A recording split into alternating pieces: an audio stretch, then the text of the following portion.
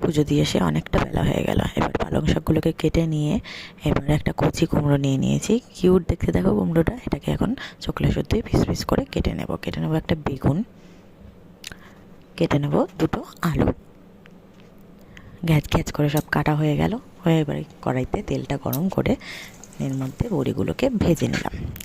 এবার ওই তেলেই দিয়ে দিলাম তেজপাতা, শুকনো লঙ্কা আর পাঁচফোড়ন। এগুলো দেওয়ার পরে একটু এগুলোকে নেড়ে নেব। নেড়ে নেওয়ার পরে এর মধ্যে দিয়ে দেবো কেটে রাখা সবজিগুলো, কাঁচা কুমড়ো, আলু আর বেগুন। দেখলাম 3টে সবজি হচ্ছে, তাই এর মধ্যে দুটো ঢ্যাঁড়সও কেটে দিয়ে দিলাম। দেওয়ার পরে এখানে লঙ্কা দিলাম আর দিলাম নুন, হলুদ,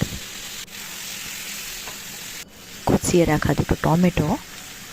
এবার এগুলোকে দিয়ে ভালো করে নেড়ে কিছুক্ষণের জন্য ঢাকা দিয়ে রাখবো। আর ঢাকনা করলে একটু পর পর নাড়বো। দেখো সবজিগুলো একটু ভাজা ভাজা হয়ে এসছে। এবার এর মধ্যে পালং শাকটাকে দিয়ে দেবো। পালং শাকটাকে দেওয়ার পরে একটুখানি দিয়ে দেবো শাকের পরিমাণের হলুদ আর একটুখানি নুন। তারপরে ভালো করে এটাকে নাড়বো। নেড়ে বারবার করে ঢাকা দেবো আর একটু পর পর নাড়বো। দেখো এই যে ঢাকা খুলে এবার একটু চিনি আর ধনেপাতা দিয়ে দিলাম। তারপরে ভেজে রাখা বড়িগুলো দিলাম। দেখো আলু কি সুন্দর সিদ্ধ হয়ে গেছে। এবার আমার তরকারিটাকে নাড়িয়ে নেব।